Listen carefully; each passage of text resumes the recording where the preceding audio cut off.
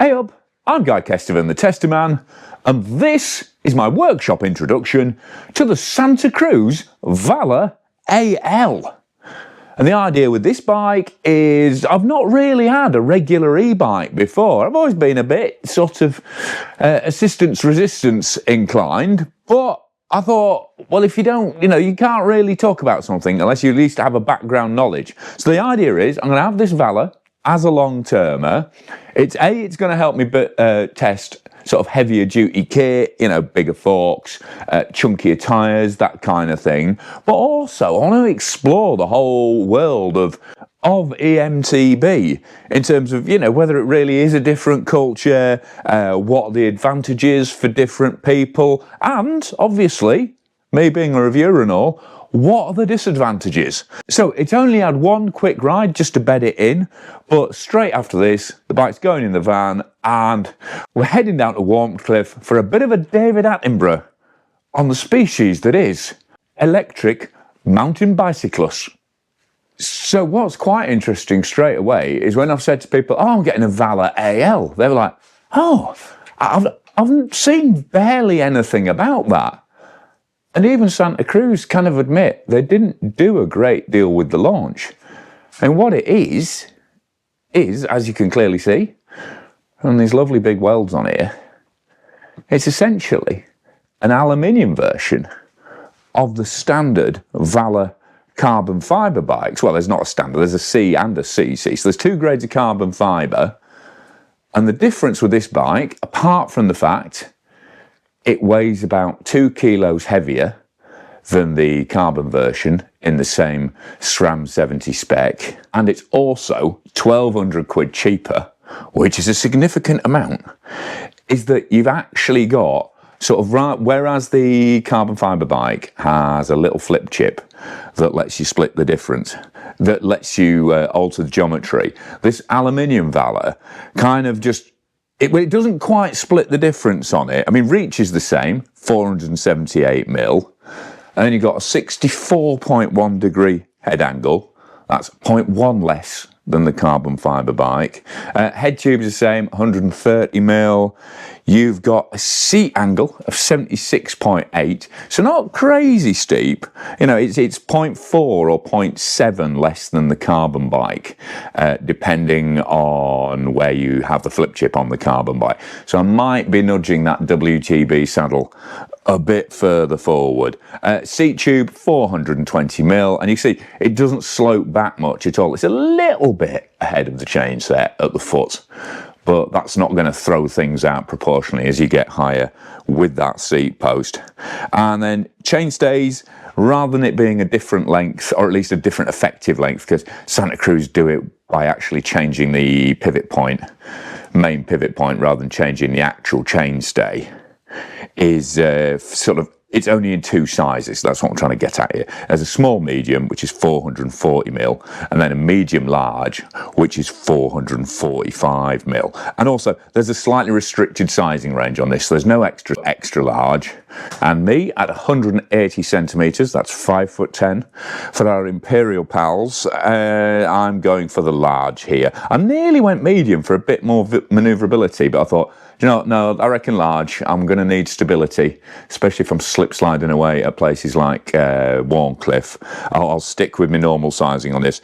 And then it's a mullet bike across all sizes. So you've got 29 at front, 27.5-inch rear wheel, which means the bottom bracket centralised is 342 mil, and then you've got a drop of 30 at the front and then 13 at the rear. I don't know why, I'm going slightly Geordie here. I have no idea why, but to keep plenty of clearance and to put your little trotters closer together for, easier hip swinging, manoeuvring this weight around, it's 160 mil E13 cranks on there, and wheelbase overall 1270 on this large. And did I even mention the weight? Yeah, weight, as we've chatted about it, but without putting the numbers to it, 24.55 kilos for this large without pedals, and that's 54.12 pounds for our American pals. So we've touched a little bit on spec. We've got E13 cranks on there, as you'd expect for a bike called the SRAM 70 spec. You've got SRAM's 70 cabled gear system, but it's T-type with that UDH hanger and that pre-mapped cassette for, you know, really, really good reliable shifting under power. You've got Assegai 3C max grip, exo protection up front, which is going to give me hopefully a serious amount of control, even in slippery conditions. And then on the rear, you've got a DHR2 in DD. Doesn't actually. Oh, that's the tubeless ready one. That's why it doesn't say what the compound is. So that's just the dual compound. It's slightly cheaper tyre. Don't tell it, but because I don't want to upset it. But again, double downwards. It's got the reinforced carcass on there, but it's not the fancy triple compound one that you've got up front. Then in terms of control, we've got Santa Cruz's own grips. We've got Bergtech ride wide bar. Nice to see. I mean, there's more and more bikes are now coming through with a really high rise bar, which I do not like. So nice to see a reasonable height bar on this, even if you don't agree with me. And then you've got those DB8 brakes. I've seen varying reviews on these, but I've always really liked them. The first of the brakes from SRAM to come with mineral oil. You try saying it before 8 o'clock in the morning, with mineral oil rather than dot fluid actuation. And then you've got 220mm rotor up front and then 200mm at the rear. But like I say, mixed reviews. I've always liked them. Let's see how we get on with them long term. And then the super reliable SDG. Tellis, drop a post on there. I had some really good experiences there in the past. And then, probably should talk about the suspension, as it's pretty important. You've got a base model RockShox Zeb there. So 160mm travel up front. And then at the rear, you've got a RockShox Super Deluxe base shock, 205 by 60mm stroke, which gives you 150mm of rear travel. And then, you see, this is where you can tell I'm not a proper e-biker, because if I was a proper e-biker, all I'd be worried about would be what system it's running. So it is a Bosch Performance CX, so full power, full fat motor, whatever you want to call it. Again, if you're an e-biker, you'll probably know the stats better than me. And then you've got a Bosch Power Tube 600 watt-hour battery, fully enclosed in the down tube. So that's only the service centre is going to be getting that out easily, sort of affair. So you're not going to be pulling that out to charge it easily. And I mean, obviously, you know, the idea with long term is we're finding out stuff as we work with it. But I have to say, that little rubber flap there, that looks a bit flimsy to me, but we'll see how it goes there. But you can see as we come over this side, you know, you've got that massive linkage on there.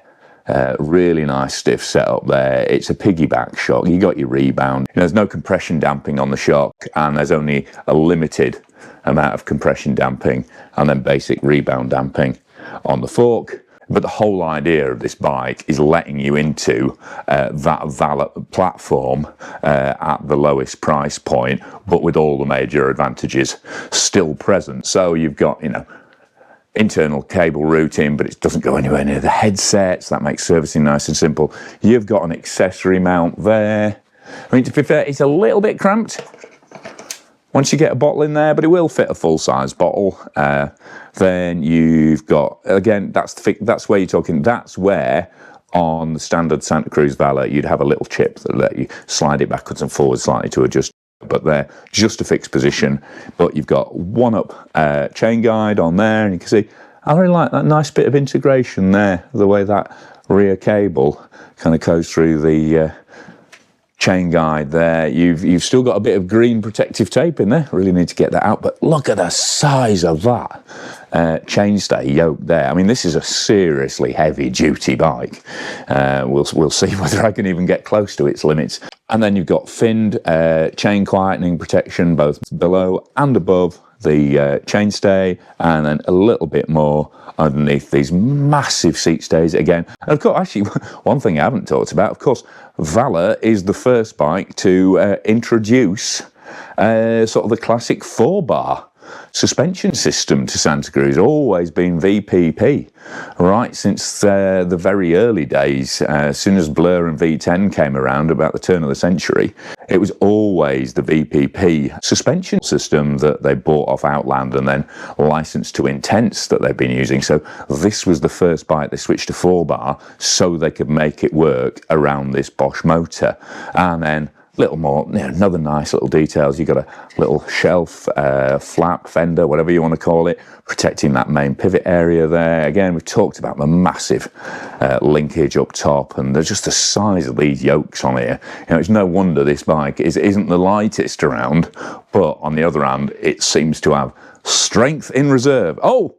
I didn't actually mean this, but that reminds me, yeah, you get reserve wheels, the alloy reserve wheels on SRAM hubs. So not only is the frame fully lifetime warranted and the bearings fully lifetime warranted, but these wheels are also lifetime warranted. So again, this is a bike designed to be all about strength, dependability, and simple, relatively affordable for Santa Cruz at least, electrically propelled mountain cycling antics. Right, so that's the intro to a bike I'm genuinely really excited and also, I'll be honest, a bit intimidated to be spending a lot of time on going forwards, especially as I'm properly going in at the deep car end with Ollie, Mick and their mates as soon as I hit the off on that GoPro. Hopefully I won't be hitting off too much on the Valor. Hey, it's coming thick and fast this morning, isn't it? All these puns for this early on a Sunday. I'm quite proud of myself. But, if there's anything I've missed or there's anything you want to know more about on this bike or anything, you'd like me to see me sort of discuss, as I can say, I'm e-bike agnostic at the moment. Neither kind of, I can see there are massive advantages, but also prepared to accept there are definitely some disadvantages as well. So if there's anything you want to for me to explore in the motorized world, then, you can rely on me to be proper honest about it. But let me know in the comments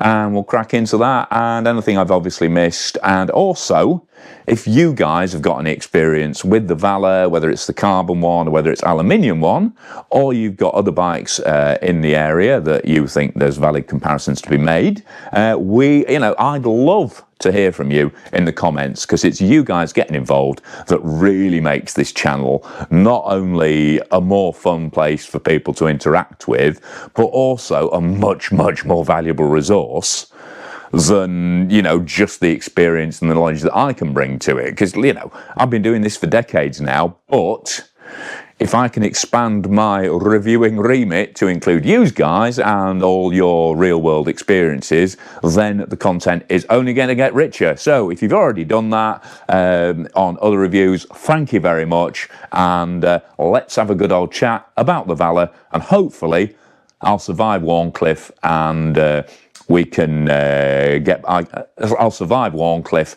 and I can reply to you online. But otherwise, just click subscribe, like, thumbs up, tell your mates, and Patreon or YouTube gifts to support the channel would be fabulous, even if that's just to get me a nice wicker basket to get me home from Warncliffe in.